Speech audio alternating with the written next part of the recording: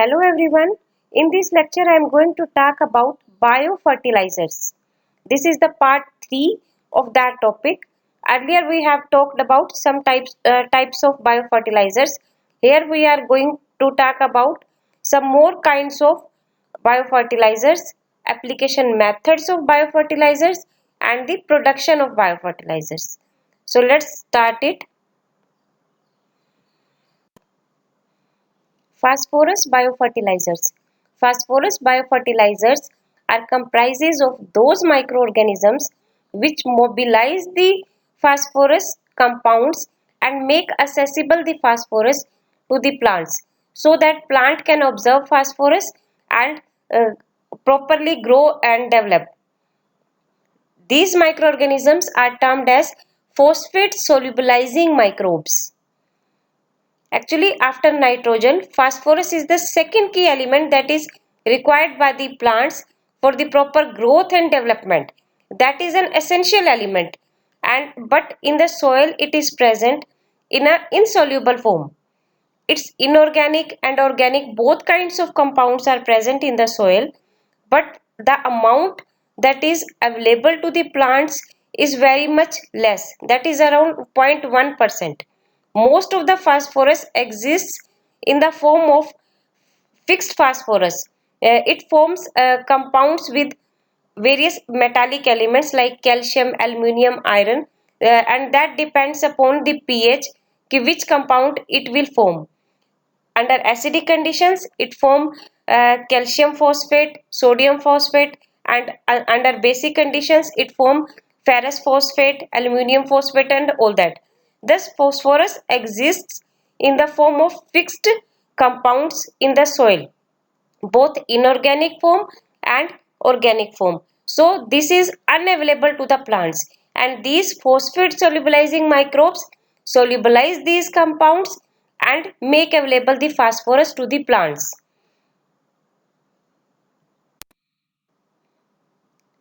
In the soil, phosphorus exists as inorganic compounds and organic compounds. These phosphate solubilizing microbes releases organic acids, inorganic acids, and thus lower down the pH of the soil, and also the compounds which they release, the hydroxyl and carboxyl group of these compounds chelate out the cations which are bound to the phosphate. As phosphorus exists as in the soil, aluminium phosphate, iron phosphate, and all that, the cations which are bound to the phosphate, these are chelated out by the hydroxyl and carboxyl groups of the compounds which are released by phosphate solubilizing microbes, and thus convert the insoluble form of the phosphate into soluble form, and in that form plants can absorb that phosphorus. Besides that, these phosphate solubilizing microbes also releases certain enzymes, and these enzymes are acid phosphatases, which causes the hydrolysis of organic phosphorus compounds and thus solubilize the phosphorus and make available to plants. These two mechanisms, mineralization and solubilization of the phosphorus compounds by the phosphorus solubilizing microbes, actually make available the phosphorus to the plants in soluble form. Now the examples of phosphate solubilizing microorganisms are Bacillus megatherium variety phosphaticum, Bacillus subtilis, Bacillus circulans, Pseudomonas striata, Penicillium, Aspergillus, etc. And these phosphate solubilizing microbes are generally applied along with the compost, and therefore these are also termed as compost biofertilizers. Now the next kind of microorganisms which are used as biofertilizers are plant growth promoting rhizobacteria. These are also termed as PGPR, and these microorganisms mainly lies in the rhizospheric region or the zone around the roots of the plants. Those microorganisms which we have already discussed, like Rhizobium, Azoospermum, and most of the phosphate solubilizing bacteria exist in the rhizosphere of the plant species. So these also comes in the category of plant growth promoting rhizobacteria. Now, these rhizospheric bacteria favor the plant growth, and so these are termed as plant growth promoting rhizobacteria. They improve the plant growth by various mechanisms, and one of such mechanism is that they releases plant growth hormones like auxins, gibberellins, cytokinins. These favor the metabolic activities which are going on inside the roots. They promote the germination process, root development, and also enhance the nutrient and water uptake by the roots, and thus make available the nutrients to the plants, and in this way enhance the growth of the plant. Besides that, these PGPR also affect the plant growth by indirect mechanisms, and these mechanisms are they act as biocontrol agents. They suppress the various bacterial, fungal, and nematode pathogens, and the mechanisms which they use for the suppression of these pathogens are like they colonize on the surface of the roots, and thus compete with the pathogens for getting nutrients from the plants, and also they release certain compounds like hydrogen cyanide and other volatile compounds, and these compounds also inhibit the pathogens. Besides that, they synthesize siderophores. Siderophores chelate the iron which is present in the soil and make unavailable that iron to the pathogens. So pathogens can't survive. Besides that, they also secrete lytic enzymes like chitinases, glucanases, and thus these growth promoting rhizobacteria produce systemic resistance in the plant. That is, whole plant become resistant to the pathogens, and in this way they benefited the plants. They promotes the growth of the plant by providing nutrients and also by inhibiting the pathogens. Thus, due to these beneficial activities of these bacteria, these are very good candidates for biofertilizers production. So these are commercially used as biofertilizers. Hello everyone. In this lecture I am going to talk about biofertilizers. This is the part 3 of that topic. Earlier we have talked about some types of biofertilizers. Here we are going to talk about some more kinds of biofertilizers, application methods of biofertilizers, and the production of biofertilizers. So let's start it.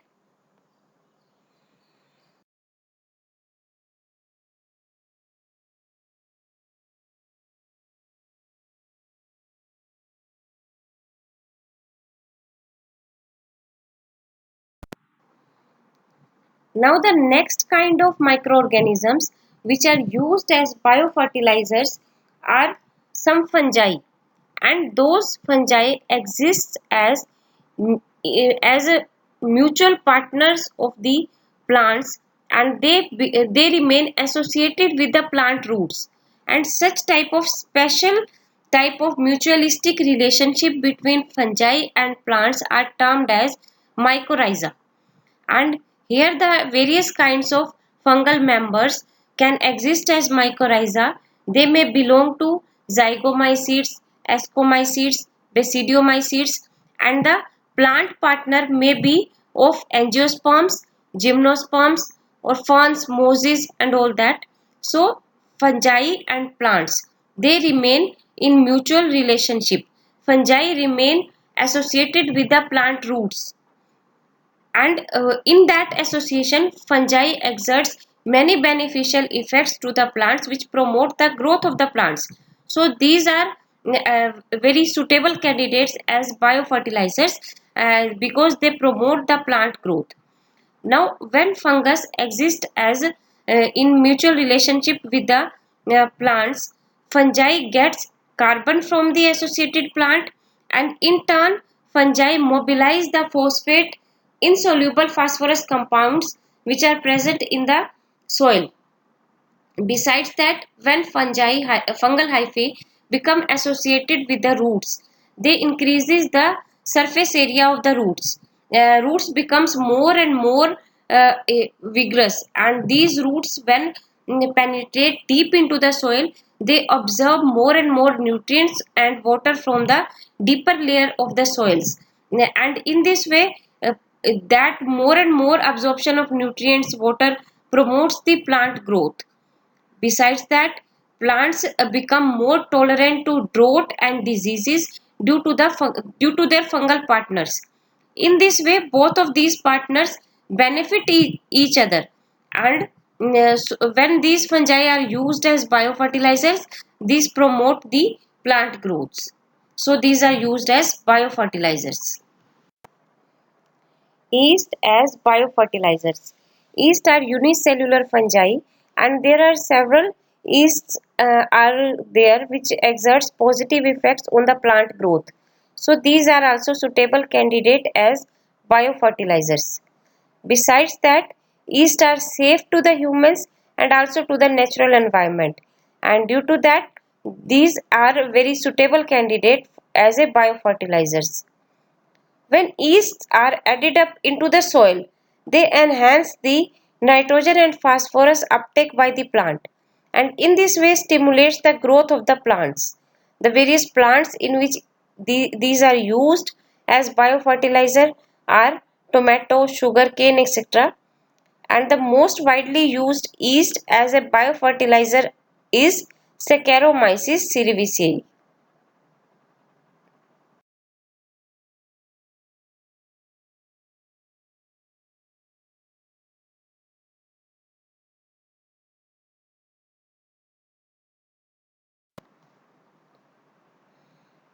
Production of biofertilizer. The most common method that is used for the production of biofertilizer is carrier-based method. So I will talk about that method here. This method is used for various bacteria like Rhizobium, Azoospermum, Azotobacter, and most of the phosphate solubilizing bacteria. In this method, microbes are grown in the laboratory under controlled conditions, that is under controlled temperature, constant shaking conditions, till they attain the maximum number of cells in the solution. Thereafter, that solution is mixed up with the carrier materials, and uh, and that mixture is packaged into the polybags and marketed out. Now the carrier materials which are used for mixing up with the cells must possesses certain characteristics.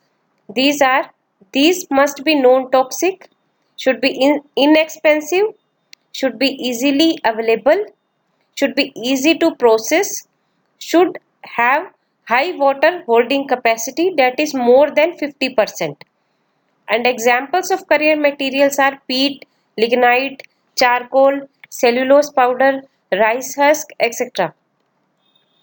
And thereafter, these two bacteria culture and carrier material, these are packaged and marketed, and these are packaged in a poly bags, and the name of the bacteria, expiry date, and method of use, these all things are mentioned over the poly bags, and in this way these biofertilizers are manufactured. Common application methods of biofertilizers. The commonly used methods which are used for applying biofertilizers are seed treatment method.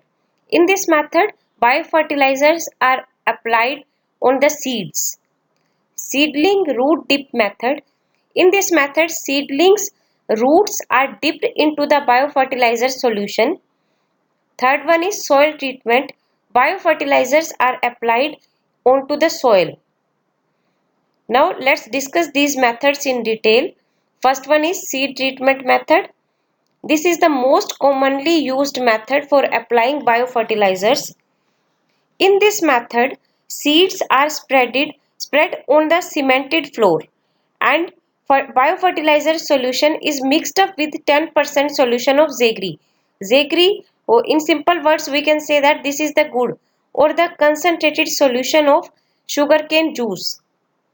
When these two mix up, then these jaggery provide a stickiness to the biofertilizers, and that solution is poured over the seeds, spreaded over the cemented floor, and so that that solution form a uniform layer around the seeds. That jaggery has been mixed up with the biofertilizer so that biofertilizer gets stick on the surface of the seeds. Thereafter, seeds are shade dried overnight and then these are used.